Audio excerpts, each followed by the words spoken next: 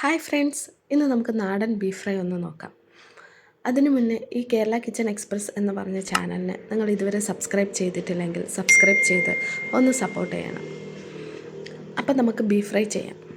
അതിനു വേണ്ടി നല്ല നീറ്റായിട്ട് ക്ലീൻ ചെയ്ത് ബീഫ് എടുത്ത് വെച്ചിട്ടുണ്ട്. ഇതൊരു 1/2 kg ആണ്. ഇതിനെ ആദ്യം നമുക്ക് കുക്കറിന് മാറ്റാം. ഇതിനാവശ്യമായിട്ട് കുറച്ച് ഇഞ്ചിയും വെളുത്തുള്ളിയും ഇതിനെ ചതച്ചെടുക്കാം, അല്ലെങ്കിൽ പേസ്റ്റായിട്ട് അരയ്ക്കണമെങ്കിൽ അരച്ചെടുത്തോളൂ. ഞാനിവിടെ ചതച്ചാണ് എടുക്കാൻ പോണേ. കുറച്ച് മീറ്റ് മസാല 1 ടേബിൾ സ്പൂണാണ്. പിന്നെ ഒരു 1/4 ടീസ്പൂൺ മഞ്ഞൾപ്പൊടി,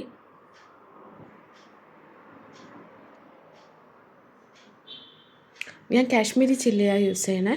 നിങ്ങൾ സാധാ മുളക് പൊടിയാണെങ്കിൽ നിങ്ങൾ എരിവ് കുറച്ച് ചേർത്താൽ മതി. ഒരു 1.5 ടീസ്പൂണൊക്കെ ചേർത്താൽ മതി. ഞാനിപ്പോൾ 2 ടേബിൾ സ്പൂൺ ചേർത്തിട്ടുണ്ട്. അതുപോലെ മല്ലിപ്പൊടി ഞാൻ 1.5 ടേബിൾ സ്പൂൺ ചേർത്തിട്ടുണ്ട്.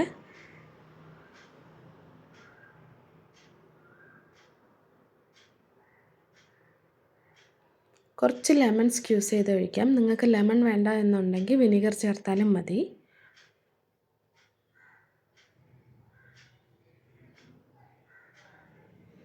നമുക്കിതിന് ആവശ്യമായ ഉപ്പ്.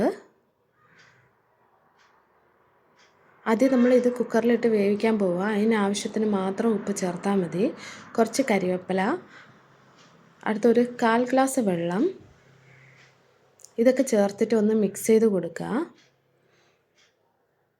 കുറച്ച് ഞാൻ ഇതിനകത്ത് പച്ച വെളിച്ചെണ്ണയാണ് ചേർക്കണേ.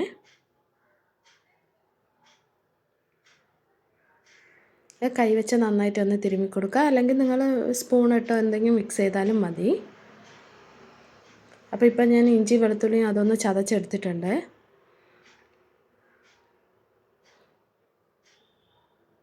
അതും കൂടെ ചേർത്തിട്ട് ഒന്ന് മിക്സ് ചെയ്തിട്ട് നമുക്ക് ഇതിന് കുക്കറിൽ വേവിക്കാൻ വയ്ക്കാം.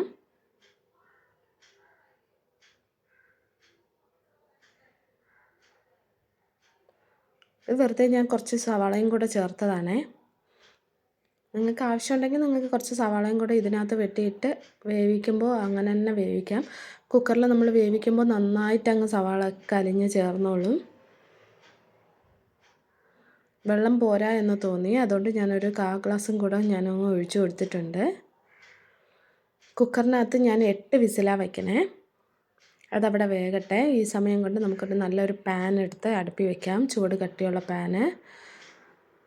ബീഫ് നന്നായിട്ട് വെന്തിട്ടുണ്ട്. അതിനാവശ്യമുള്ള സവാളയും ഞാൻ കട്ട് ചെയ്ത് വെച്ചിട്ടുണ്ട്. ഒരു 2 സവാള, ഞാൻ വലിയ സവാള നോക്കി 2 സവാള കട്ട് ചെയ്തിട്ടുണ്ട്. ആ സമയം കൊണ്ട് നമുക്കിവിടെ പാൻ ചൂടായി. അതിൽ കുറച്ച് വെളിച്ചെണ്ണ ഒഴിച്ചു കൊടുക്കാം. അതിൽ കൊത്തി അരിഞ്ഞ് തേങ്ങ ചേർക്കാം. ഒന്ന് ചെറുതായിട്ടൊന്ന് വഴറ്റിയാൽ മതി.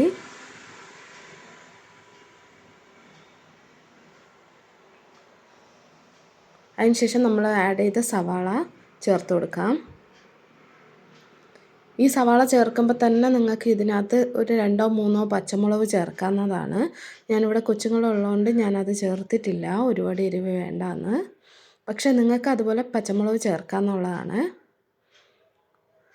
കുറച്ച് പെരുംജീരകത്തിൻ്റെ പൊടി. ഈ സവാള ഒന്ന് വാടി വരുന്ന സമയം നമുക്ക് കുറച്ച് പെരുംജീരകത്തിൻ്റെ പൊടി ആഡ് ചെയ്ത് കൊടുക്കാം. അതുപോലെ തന്നെ കുറച്ച് കുരുമുളകിൻ്റെ പൊടിയും നമുക്ക് ആഡ് ചെയ്യാം. അത് ഓരോരോ സ്പൈസ് ലെവലിനെ അഡ്ജസ്റ്റ് ചെയ്ത് വേണം നമുക്ക് ആഡ് ചെയ്യാൻ. ഇപ്പോൾ നമ്മുടെ ബീഫ് നന്നായിട്ട് വെന്തിട്ടുണ്ട്. ആ ബീഫ് ഇതിനകത്ത് നമുക്ക് ആഡ് ചെയ്ത് കൊടുക്കാം. അതിലുള്ള സ്റ്റോക്ക് ഒന്നും നമ്മൾ കളയണ്ട. ആ വെള്ളം എല്ലാം നമുക്ക് ഇതിനകത്ത് തന്നെ ചേർത്ത് കൊടുക്കാം. നമുക്ക് കുറച്ച് ഒരു 10 മിനിറ്റ് ആയപ്പം തന്നെ വെള്ളമൊക്കെ വറ്റിയിട്ടുണ്ട്. ഇതിൽ കുറച്ച് കരിവേപ്പില, നമ്മൾ എത്രമാത്രം കരിവേപ്പില ചേർക്കണോ അത്രയും നല്ലൊരു ഫ്ലേവറാണ്. അതുപോലെ നമ്മൾ ഈ ബീഫ് ഫ്രൈ എല്ലാം ചെയ്യുമ്പോൾ ഇതുപോലെ നല്ല ചൂട് കട്ടിയുള്ള പാത്രത്തിൽ തന്നെ ചെയ്യാൻ നോക്കുക.